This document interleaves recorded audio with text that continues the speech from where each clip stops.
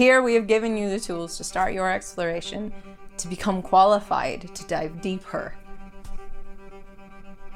and to really dive deep with the essence of who you are, the truth of your nature, to face it in the depths of that dark in a way that leaves you unrestrained, not terrified. I love the word awe, and as a Christian, I talk about God quite a bit. I am a minister after all. But one thing that kind of mistranslated when you took the Bible out of its original language is that God is referred to as being awesome and terrible. And in English, that polarizes the concept by saying that God is terrible, judgmental, angry, and also loving, compassionate, and forgiving. And so we have this very polared understanding of God, while being told that God moves beyond polarity and is something beyond what human beings can reconcile. Now, jumping off of my tantric teachings about duality and reconciling duality and the Heru born from it, starting with that as a premise to understanding the nature of God, when you move it back into its original languages, when it talks about awesome, awesome is something that is so amazing that it breaks your mind. You cannot wrap your mind around it, and so therefore are left terrified because you can no longer navigate normal reality because everything you thought was true becomes unreliable. That's what it's like to meet God.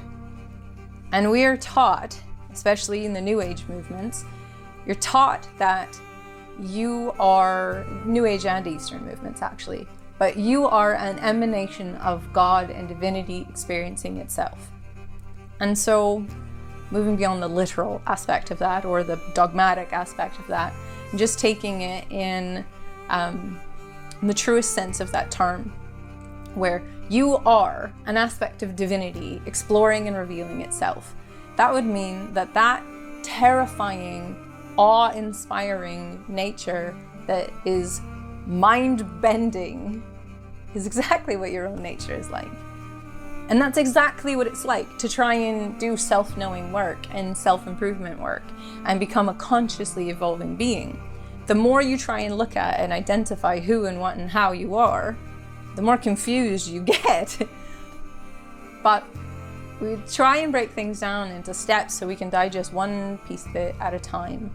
And layer by layer, we get a sense of who and what we are, and we start to build our understanding of that. We start to paint that picture. Once we've painted that picture, then we can actually see what we are at the core of all of it. Human beings are these amazing creatures, and this one is true of all creatures, but we can't see ourselves. Our eyes are on the front of our head. We literally cannot see ourselves. We have no idea what our own faces look like.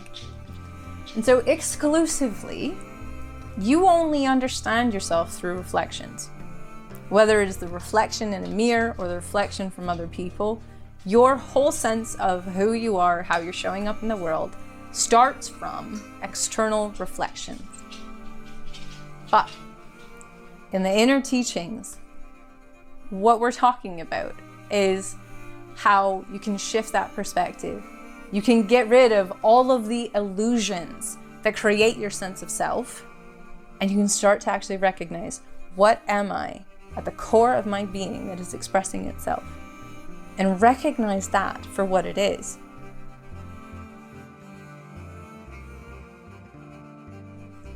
Unleash yourself and transmit who you are as the beacon of potentiality, pushing the boundaries of what human is capable of. Go, do that, and only that. Selah.